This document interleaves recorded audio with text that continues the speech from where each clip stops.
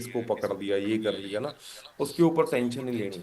क्योंकि कोई भी जब प्रोसेस चलता है ना, कोई भी बंदा गलती करता है तो उसको बुलाया जाता है, तो उसको बुला के पूछा जाता है कि आपकी गलती क्या है। अगर वो गलत है तो उसको सजा मिलनी चाहिए, अगर वो सही है तो उसको क्लीन चिट मिल जाती है किसी भी सिस्टम के अंदर। ठीक है। अगर कोई भी गलत है, मान के चलो मैं गलत काम कर रहा हूं, तो मेरे को बुलाया जाएगा। कहाँ पे बुलाया जाएगा? या तो मेरे को कंपनी बुलाएगी ऑफिस के अंदर, या मेरे को पुलिस स्टेशन के अंदर बुलाया जाएगा अगर मैं कोई ज्यादा गलत काम कर रहा हूं ना। अगर मैं गलत हूं तो मेरे को सजा मिलनी चाहिए, अगर मैं गलत नहीं हूं तो मेरे को क्लीन चिट मिलेगी। Right? Yes, you are right. But यहाँ पे डरने की जरूरत नहीं है। कई लोग डर जाते हैं, पता नहीं क्या हो गया। मेरे को 8 साल हो गए फॉर एवर करते करते, पता नहीं कितने तूफान आए हैं। एक टाइम तो ऐसा आया था ना, आई थिंक 2022 के अंदर, उस टाइम के अंदर for ever rule and regulations आए थे। पूरे यूट्यूब के ऊपर मेरे सामने वीडियोस आया करें, अब से होगी फॉर एवर बंद, 1 तारीख से फॉर एवर का काम नहीं चलेगा, आज के बाद सारी नेटवर्क मार्केटिंग कंपनियां बंद। मेरे को फोन आने लग गए टीम के। 2022 की बात है, अभी 1-2 साल की बात है ना वो। उस टाइम पे रूल एंड रेगुलेशंस आए थे कंपनी के। ठीक है जी। हाँ, फॉरएवर को टारगेट करते हैं। सो उस टाइम के ऊपर मेरे को टीम्स के कॉल आने स्टार्ट हो गए कि सर फॉरएवर तो बंद हो रही है। मैंने बोला बेटा जी कुछ नहीं बंद होएगा, आप टेंशन मत लो, आप अपने काम पे फोकस करो। ठीक है। कहते जी सर जी मेरे तो साथ वाले ही बोल रहे हैं जी फॉरएवर बंद हो रही है। मैंने बोला टेंशन ना लो, ऐसे बोलते हैं जो, उनको चुप करवाओ, उनका मुंह बंद रखो और अपना काम के ऊपर फोकस करो, और ऐसे लोगों की सुना मत करो ज्यादा, और ऐसे लोगों के साथ रहना भी बंद करो जो आपको ज्यादा नेगेटिव करते हैं, जो आपको नेगेटिव न्यूज ही ले आके देते हैं ना। कुछ लोग तो ऐसे होते हैं। राइट? कुछ लोग तो ऐसे होते हैं, नेगेटिव न्यूज ही लेके आते हैं। तो ऐसी न्यूज़ के ऊपर ज्यादा चिंता करने की जरूरत नहीं है, अपने काम के ऊपर फोकस करो, क्योंकि हम फॉरएवर के साथ हैं। ठीक है। फॉरएवर इज ए फॉरएवर, वही ये हमेशा के लिए है। ठीक है। इसका नाम ही इसीलिए रखा गया है।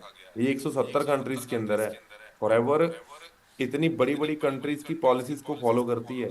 जापान की पॉलिसी को फॉलो करती है, अमेरिका की पॉलिसी को फॉलो करती है, कनाडा, रूस, चीन, जापान, एवरी कंट्री हर जगह पे फॉरएवर पॉलिसीज को फॉलो करती है।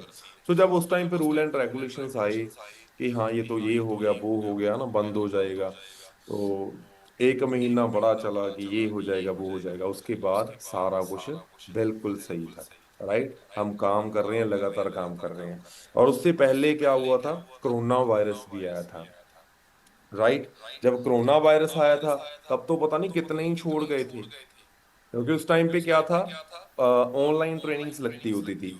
जब ऑनलाइन ट्रेनिंग लगती थी एक बार सारे घर चले गए। उसके बाद कहते जी अब तो काम ही नहीं चलेगा, क्योंकि कोरोना वायरस तो एक दिन का तो है नहीं था, वो तो लगातार 6 महीने चला था।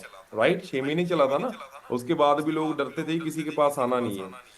पर जो भाग गए वो भाग गए, चले गए जो चले गए। पर हमने तो ऑनलाइन काम स्टार्ट कर दिया, हमारा तो और आसान हो गया भाई। हमारा तो और ज्यादा आसान हो गया। मैं तो बोलता हूँ ऐसा कोरोना वायरस आया और हमारा तो काम भी बढ़ गया और हमारा काम भी और आसान हो गया।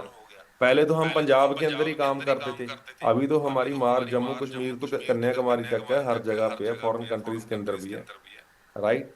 अभी तो हर जगह पे हम बिजनेस कर रहे हैं, हर जगह से हमारे साथ लोग अटैच हो रहे हैं, लोग आ रहे हैं, है ना।